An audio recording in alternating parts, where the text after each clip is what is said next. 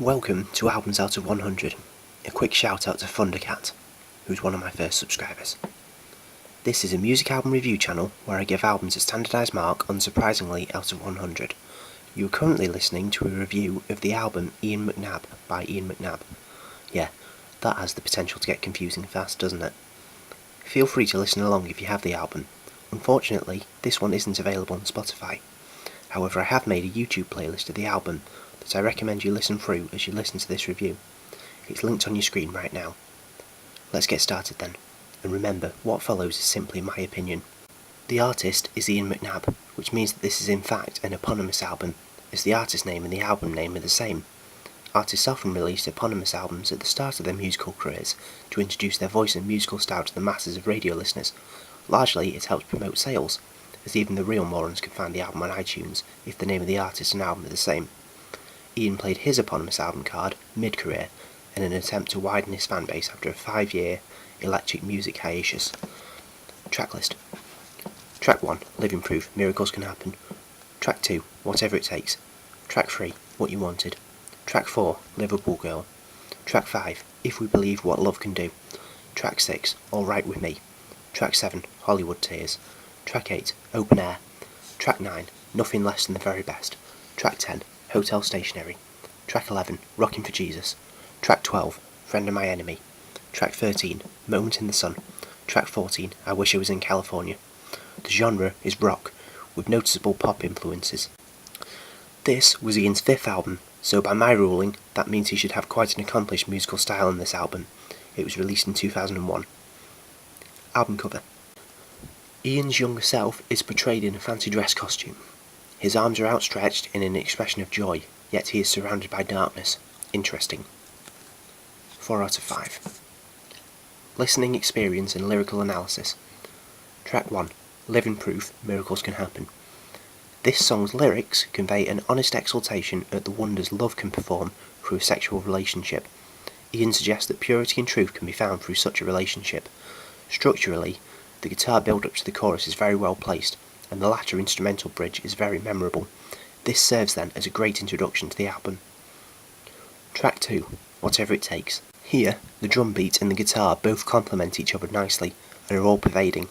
Equally, the piano exit from the chorus breaks up the rhythm well. The lyrics depict an obsession for a woman, and the heavily repeated chorus, I'm gonna do whatever it takes to get you, reinforces this sense of fixation.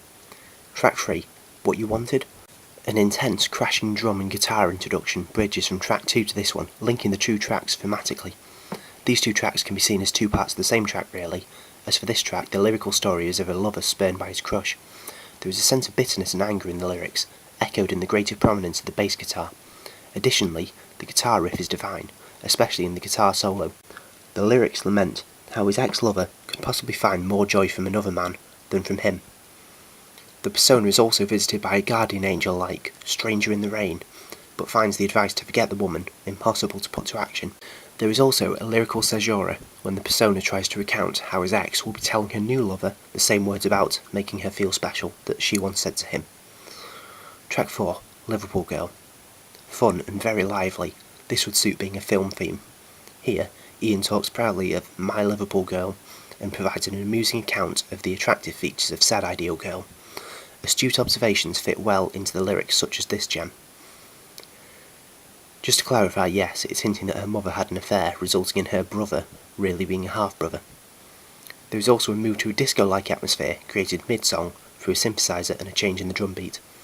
There is also a recurring instrumental section used to break up verses, and the use of clapping during this section adds tempo to the track. Track 5, If We Believe What Love Can Do. You will have heard the piano chord before. It was later reused by an artist called Pink in Learn to Love Again. Now, I'm not going to use this opportunity to accuse Pink of stealing, but it feels satisfying to know that she only stole the chord because it was so good. The lyrics feature optimistic talk of how love can solve life's problems. McNabb successfully reaches some very high notes in the chorus, and his stunning voice is the highlight of the track. Another first-class feature is a crashing piano chord, transitioning the track smoothly to the bridge as the song reaches a joyous crescendo. Track 6, All Right With Me. Firstly, there's a strong beat, and the guitar solos are once again very accomplished, complementing McNabb's voice perfectly. Within the lyrics, the persona talks of how his love for his partner is so strong that he would do anything for her. Unlike in songs like Grenade by Bruno Mars, McNabb doesn't overplay the lengths the persona would go to. He just talks of simple and honest pleasures of a relationship. Track 7, Hollywood Tears. This track uses a slower tempo and less instrumentation, creating a mournful sound. The layering of McNabb's voice works well, and where instruments are used, the piano and French horn are really the focus, the latter really standing out in a moving outro. The lyrics can be interpreted as talking about the desensitisation of society, where false tears are taking the place of love and care for others. Track 8, Open Air. Here, the layering of McNabb's voice doesn't work so well, and this is weaker musically and lyrically than the other tracks on the album. The lyrics talk of how nature can remedy all our problems. Really? Can nature get me a well-paid job? Sign me right up. Track 9, Nothing Less Than the Very Best. Well, this serves its purpose as a rock song, but nothing more really. It just isn't as interesting to listen to as the rest of the album. Track 10, Hotel Stationery. This is a slower narrative, with instrumentation quieted. The persona of the lyrics pleads for his partner to take him back, writing on the free stationery of a hotel room where he is run away to, presumably having had a short-lived affair. The lyrics communicate the sense that his true love for his other partner cannot be forgotten or given up on a whim. Track 11, Rockin' for Jesus. This quirky addition to the album is an effective and amusing style parody of a happy-clappy gospel song. It's really there as a chance for McNabb to be a bit tongue-in-cheek, I sense.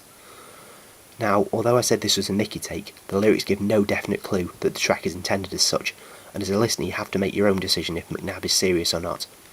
The track is presented as a live recording, with voices shouting out things like, "Oh yeah!" and "Praise be!" in the foreground of the track. It also features an exceedingly catchy chorus. Don't think this track is designed with any ill intent though, it's just a fun try at a different genre by McNabb. Track 12, Friend of My Enemy. The enemy of my enemy is my friend. I'm sure we've all heard that phrase before. In the chorus of this track, McNabb takes it and kind of mixes it up so you have a long string of this, to the extent where it all becomes amusingly jumbled. Perhaps this juxtaposition has a meaning? Probably. I can't hit upon it though. McNabb has also mixed the verses with other familiar clichés. Once again it features stunning guitar work and vocals. Track 13, Moment in the Sun. An anthemic, joyous, uplifting, catchy standout track. The chorus will get stuck in your head for millennia, and the inspiring lyrics about finally reaching your time to shine make this a real classic. Plus, it has my pet favourite song feature, a strong bridge. Nicki Minaj, if you're watching, this track is how it's done. Track 14, I Wish I Was In, California. This track is vibrant, hopeful, and reminiscent of good times. The guitar riff is very memorable and helps the vocals. The song talks of how simply being in California could solve the problems of life. These then are simple lyrics, but you can't really complain after 12 tracks preceding it with strong lyrics, especially when it makes such a lovely end to the album with its gentle imagery. Overall, for listening experience, although it really stands out from other rock albums and is an absolute pleasure to listen to, tracks 8 and 9 just aren't up to the high standard of the other tracks, a near to full 39 points then. Overall for lyrics, Ian McNabb, the album of course, scores a perfect 40 out of 40 points, because I can't fault it in any way. Fluency. Ian McNabb, the artist that is, his voice is strong throughout and is always complemented by flawless instrumentation. There is also a nice mix of tracks, from the mournful Hotel Stationery to the upbeat Moment in the Sun. Most importantly, however, the strong meaningful lyrics don't take away from the fact that this is a very fun album to listen to. It isn't the sort of album where you have to think, "This sounds crap, but hey, the lyrics are meaningful, so I'll torture my ears just a little more." It's not like that at all. For Fluency, the album scores a full 10 out of 10. Meaning, if my calculations are correct, that Ian McNabb, the album of course, has scored a blistering 93 points out of 100. And it really is that good. I would strongly recommend buying a copy. It's only on CD to date. My pick of standout tracks would be the ones displayed on your screen as I speak. I just can't bring myself to narrow it down any further than that.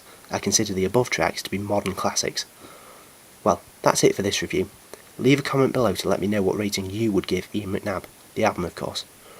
This channel also has an official Facebook page, so like that too if you want to see some more album reviews. An MP3 of this video is also available on SoundCloud.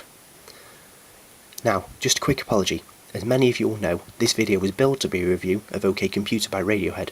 Unfortunately, Just before I came to record said review, thinking I'd finally pinned down every last meaning of the deep, deep lyrics, I had a sudden epiphany and discovered a hidden layer of lyrical meaning. Not wanting to do the greatest album of all time a disservice, I have resolved to fully analyse this hidden layer of deep meaning within the songs. So then, I leave you with a great deal of uncertainty as to what the next review will be of. See you then.